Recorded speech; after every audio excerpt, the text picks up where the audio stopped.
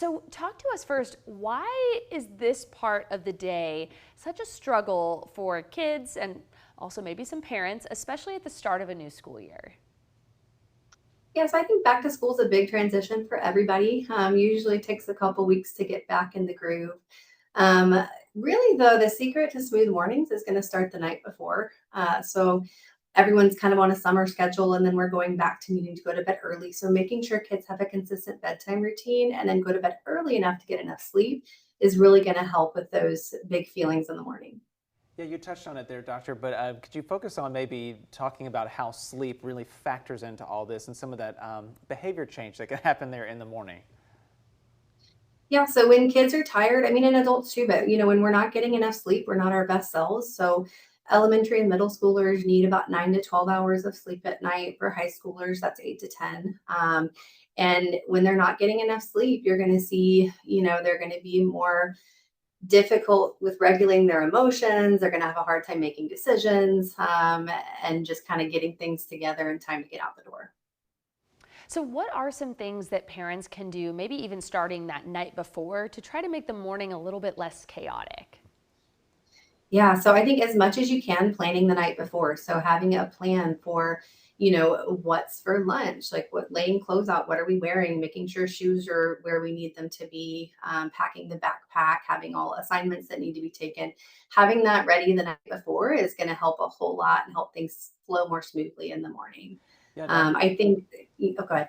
Oh, yeah, doctor. I just wanted to pick up on that really quickly before I interrupted your point there. I mean, how much better is it to stick to that routine and establish that so that it can maybe create more smooth things that are happening? So super important to stick to a routine. Kids thrive on routines. And I think giving checklists are really helpful for pretty much all kids. When they're younger, you can use like pictures to trigger that. Older kids written checklists, but having a simple routine for bedtime and a simple routine in the morning and have that be consistent throughout the week and on the weekends is really helpful. So maybe for some of those older kids, how do you work in letting them make choices and be independent while also trying to follow that routine? Any guidance for parents as they navigate maybe what can become some pushback to the routine?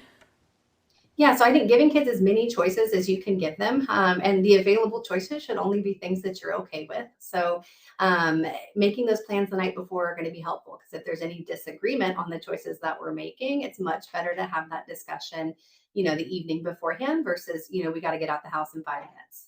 So. Right, time is of the essence. Well, doctor, before we let you go, I'm just curious about what you're hearing from your own patients. What are some of the big questions they are coming to you about as the new school year is either getting started or is about to ramp up? So a lot of sports physicals. So, back to school means back to sports for a lot of kids. And so making sure that you have your, sports physical up to date. We're doing a lot of that. And then, back to school also means sometimes the start of cold and flu season before too long. So making sure kids are washing their hands, that you're not going to school if you're sick, that kind of thing. Doctor, thank you so much. These are such helpful tips for parents, I think, as they navigate these first few days back. We just have a couple of seconds here, but any other final tips, quick tips for parents if they're going to start instituting one of these morning routines?